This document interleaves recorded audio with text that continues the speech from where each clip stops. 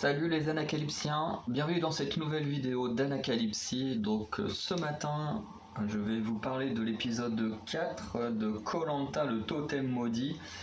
Du coup, je vais essayer d'aller assez rapidement puisque dans une petite demi-heure j'ai cours. Donc voilà, j'ai rattrapé l'épisode ce matin, mais voilà, plus beaucoup de temps pour faire la vidéo. Donc voilà, j'ai essayé d'aller assez vite.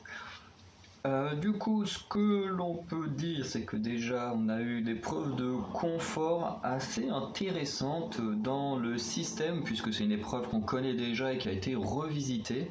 Et honnêtement, je sais pas ce que les autres personnes qui parlent de koh vont en penser, mais honnêtement, moi j'ai plutôt bien aimé. Et surtout que le confort à gagner est quand même assez exceptionnel, puisque l'on peut gagner un hamac, des fauteuils, des coussins, des outils pour, comme dit Denis, pour construire des bancs, des choses comme ça. On a déjà eu même des intrus qui avaient construit une balançoire. Enfin bon, là il n'y a pas de corde, mais comme on a vu que la semaine prochaine ça va être les radeaux, ils peuvent garder un bout de corde et puis faire des choses avec pour vraiment créer un super lieu de vie, quoi. Et il y a aussi du smoothie, histoire de avoir une petite collation après la victoire. Et on a l'équipe perdante qui, elle, se verra envoyer deux aventuriers sur une sorte d'île de l'exil où ils devront trouver deux talismans, et s'ils les trouvent pas, du coup ils auront une pénalité à l'épreuve d'immunité. Et on reviendra là-dessus plus tard.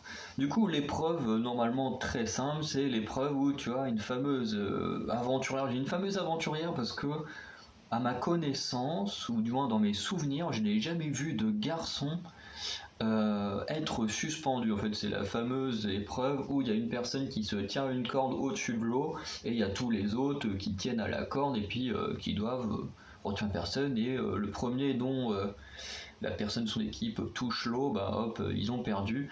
Et à ma connaissance, ça a toujours été des filles qui étaient accrochées à la corde, si je ne dis pas de bêtises. C'est possible qu'il y ait déjà eu un ou deux garçons, mais en tout cas ça doit être extrêmement rare. Mais pour moi ça n'a jamais existé, enfin du moins j'ai aucun souvenir qu'un garçon ait déjà été de ce côté-là de l'épreuve. Et du coup ça va se répéter, ou du moins en fonction de mes souvenirs, puisque pour les rouges c'est Pauline et Luana qui vont être suspendues, et avec notamment un sac de 5 kilos sur les épaules. Et pour les jaunes c'est Anne-Sophie et Seta, donc encore une fois c'est que des filles qui sont suspendues. Ensuite on a un système, parce qu'en fait au lieu d'avoir qu'une seule personne et tous les autres qui tiennent la corde, en fait là il y en a deux qui sont suspendus. Du coup il y a deux cordes, et à chaque corde au début ils sont trois à tenir chaque personne. Bref, et ce qui fait qu'au bout d'un moment, sur les trois, il y en a un de chaque côté en fait qui doit lâcher la corde, doit aller faire une sorte de parcours et aller tenir la corde de l'autre côté, et ainsi de suite une fois que les 6 aventuriers ont fait leur petit parcours. Et une fois que ça s'est fait, tout le monde a tenu, donc ça s'arrête là. Par la suite, il y a un aventurier qui doit de chaque couleur, et pas de chaque corde mais de chaque couleur, qui doit quitter l'aventure.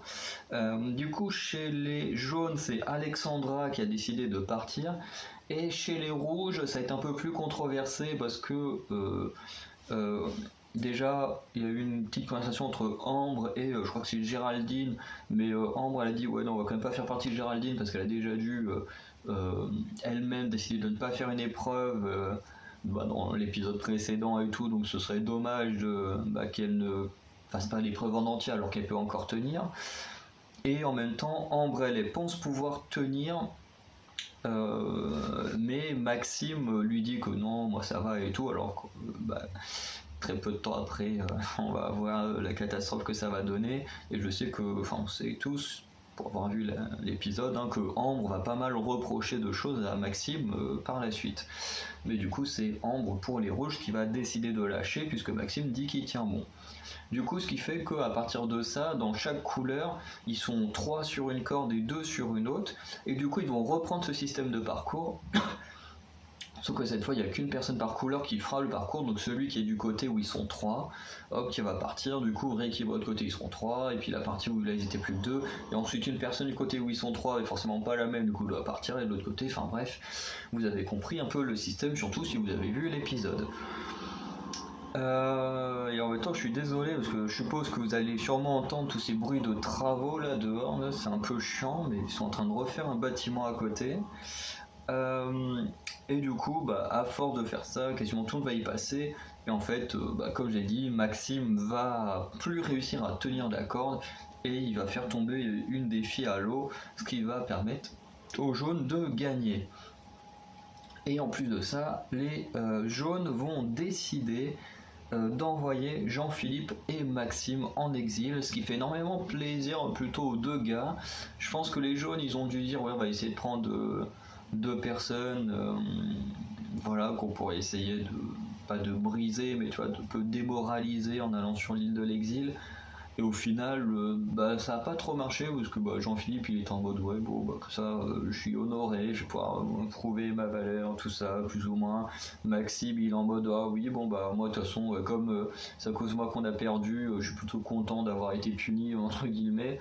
Donc au final pour les jaunes, les choix, je comprends les choix qu'ils ont fait parce que c'est en plus le fait de pas manger, de pas beaucoup dormir non plus, que je pense qu'ils ont pas beaucoup dormi.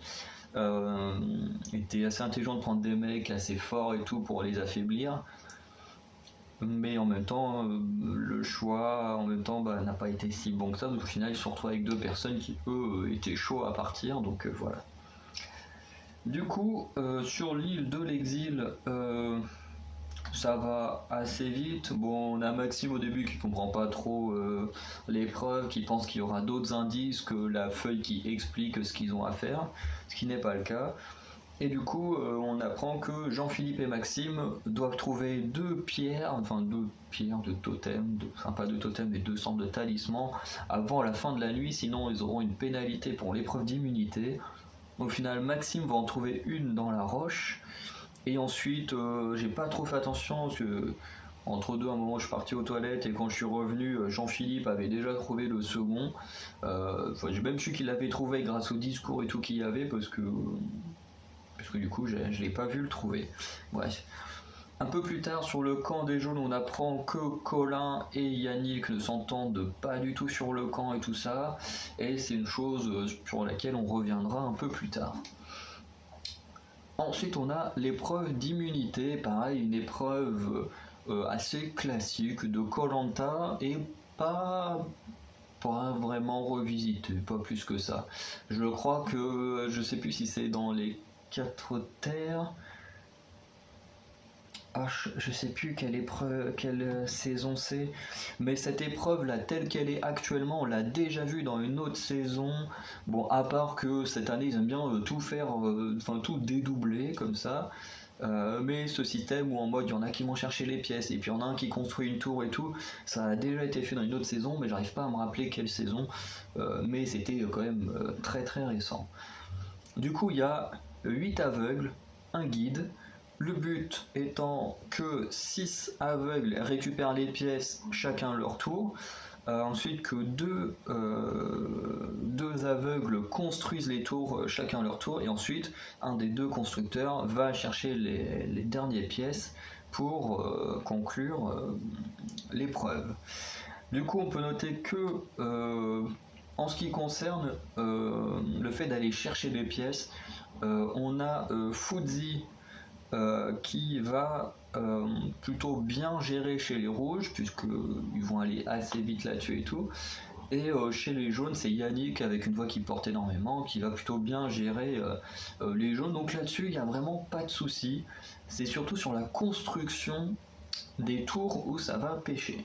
Notamment Stéphanie chez les jaunes va finir sa tour en première assez rapidement. Ensuite, c'est Pauline chez les rouges qui va très bien réussir, et notamment grâce à Ambre, qui pour moi va beaucoup se rattraper par rapport à l'erreur qu'elle avait faite à l'époque où elle était violette, où elle avait omis une pièce là, qu'elle avait jetée dans le panier pour essayer de faire genre oh là là, on n'a rien vu et tout. Je trouve que là, c'est beaucoup rattrapé parce qu'au final, si les rouges ont gagné la victoire, c'est en partie grâce à elle sur cette deuxième partie d'épreuve, puisque c'est vraiment elle qui donnait les ordres et tout ça, et qui a du coup très très bien donné les ordres, contrairement, alors pas que Colin donnait mal les ordres, mais voilà, du moins elle gérera mieux dans sa façon d'expliquer que Colin.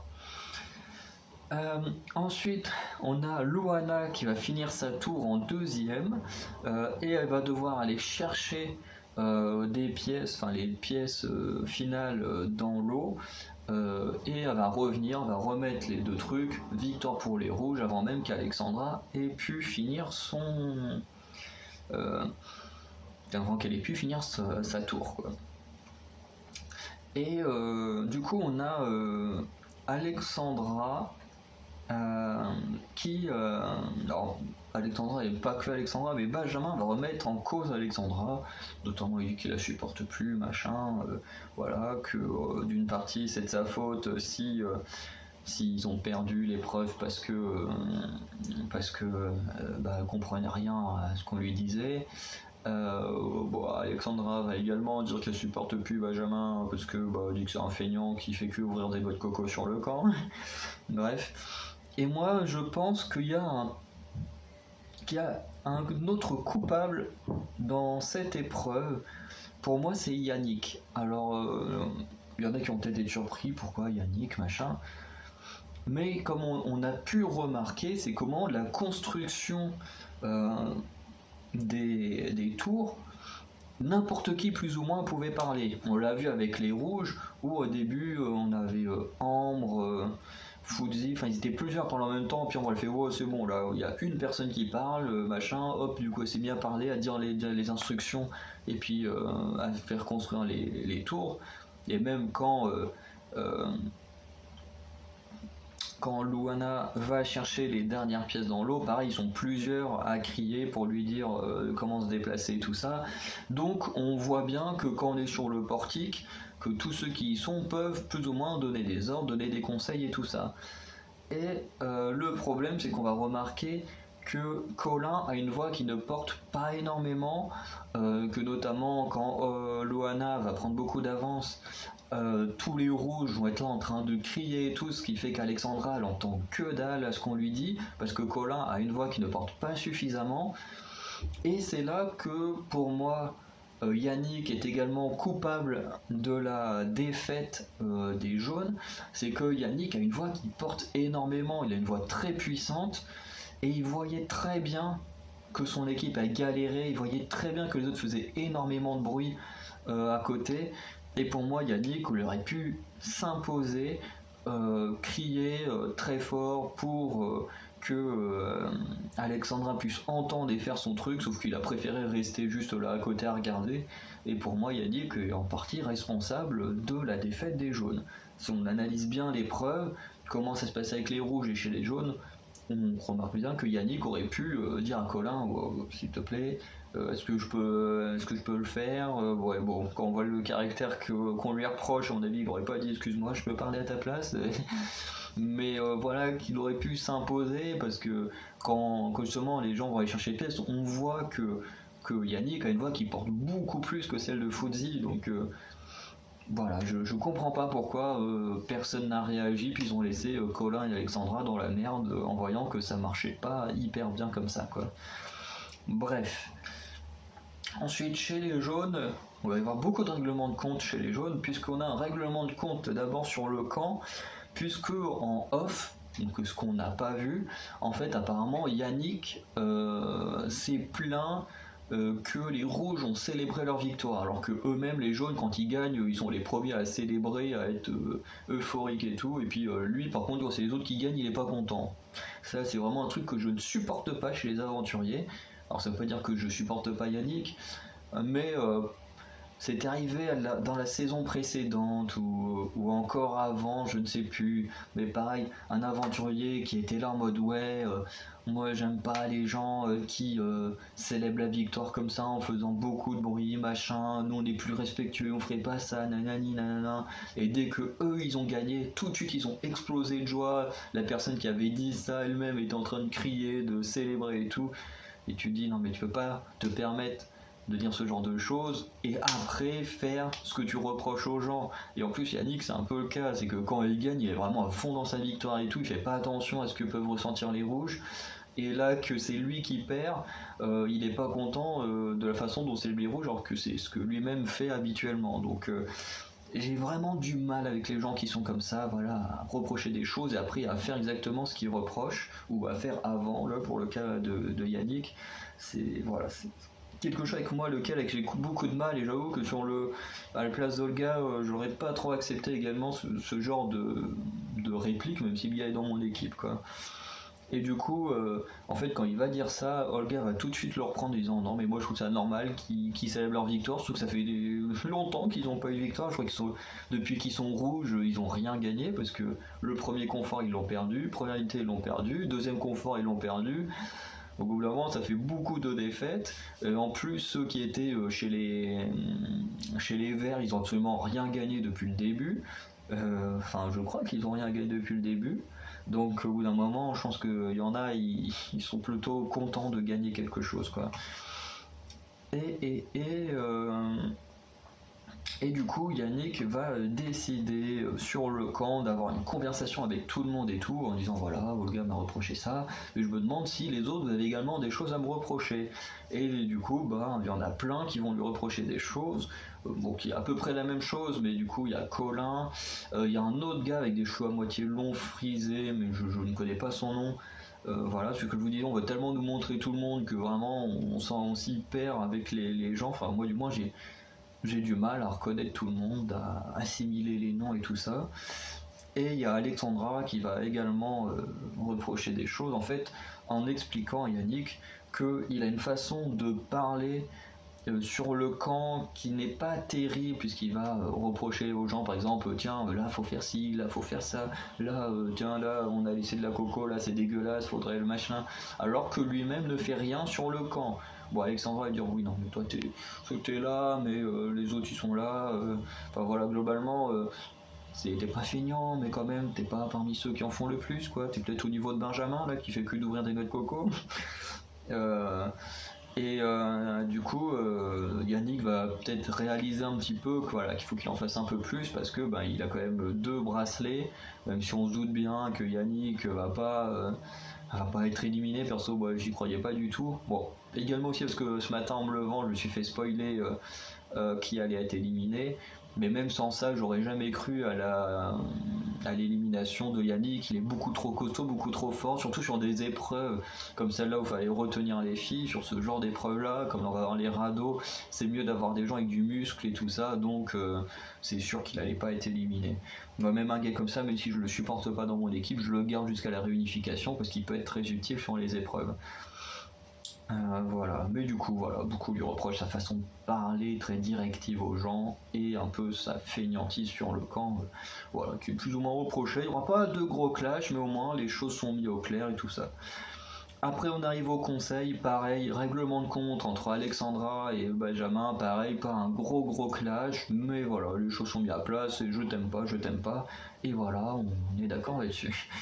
Même si, Benjamin, en termes de défense, voilà, c'est pas foufou. Bon, après, je pense qu'il y a quand même des choses qui ont été cutées et tout ça, mais bon, t'as quand même Alexandra qui se défend super bien et qui parle de mauvaise foi, puis lui, il est juste là en mode ouais, c'est marrant qu'on parle de mauvaise foi venant de ta part, mais développe. Développe pourquoi Alexandra elle est de mauvaise foi, enfin je sais pas. Voilà, il est juste comme ça, et puis pareil, il se reprend une couche, paf, parce qu'Alexandra elle a des arguments, mais lui, c'est juste, je t'aime pas, tes directives, t'es un but de toi-même, machin. Mais voilà, à part ça, en fait, c'est juste la personnalité qu'il aime pas, elle non plus elle aime pas cette personnalité, mais c'est juste la façon qu'il avait de se défendre, tu sais, c'est comme si t'étais dans un clash, mais t'as l'impression que voilà, il prend cher, mais il sait pas trop comment se défendre et tout ça, et c'est un peu triste, quoi, comme clash, quoi. Bref. Ensuite, on a le vote, et en fait, malgré le fait que je savais qu'il allait être éliminé, j'ai été agréablement surpris de la façon dont il a été éliminé, parce que ce matin je scrollais un peu Facebook, comme à chaque fois que je me lève, quoi. Et il y a un moment, en passant, je vois une photo justement de Benjamin avec le flambeau devant Denis et tout ça, mais je n'ai pas lu ce qui s'était passé quoi que ce soit. Quand j'ai vu ça, j'ai vite fait parti sur autre chose. Et du coup, bon voilà, je savais qu'elle était éliminée, mais je savais pas comment, pourquoi et tout ça. Et j'avoue que j'étais très surpris par les votes parce que le vote commence, enfin premier vote, tac tac tac, on arrive à une égalité entre Stéphanie et Benjamin avec 4 voix, chacun le contre l'autre parce qu'il y a une voix pour Alexandra, il y a eu des voix pour Seta si je dis pas de bêtises, puis bon Yannick a voté contre lui-même à cause de ses bracelets. Et ensuite on passe à un revote. En général, dans la plupart des cas, le revote est suffisant pour éliminer quelqu'un. Et là, Denis contre les machins. Au bout d'un moment, on arrive à 5-4 pour Benjamin. Moi, en fonction de ce que j'ai vu sur Facebook ce matin, je lui dis bon, bah, le sixième vote, c'est forcément pour Benjamin. Et là, je vois Stéphanie. Je dis quoi, Stéphanie? Égalité encore? Parce que oui, il y a la team qui veut éliminer Benjamin, parce que voilà, il est un peu feignant et puis bon bah que Alexandra dans son cas le supporte pas. Et d'autre côté, il y en a qui malgré que Stéphanie soit très active sur le camp, il y en a qui la trouvent fausse. Et en attendant, il y en a qui trouvent également qu'elle est trop faible sur les épreuves comparée à Benjamin. Même si bon, Benjamin n'a pas fait grand chose de fou, surtout qu'il s'est lui-même enlevé de l'épreuve de confort. Il fallait que quelqu'un quitte et puis tout de suite il avait fait il y a même pas débat, moi je fais pas l'épreuve machin, donc voilà, ça c'est super. Bon ouais, je finirai la vidéo plus tard.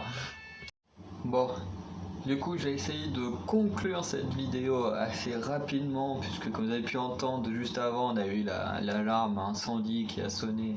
Ils font beaucoup de tests, hein. C'est la première fois que j'en tape un le matin, surtout à cette heure-là, à 11h moins 10, je vois pas trop le délire, mais bon, des journées on en a eu plusieurs d'un coup, à la suite dans la même journée, je veux dire.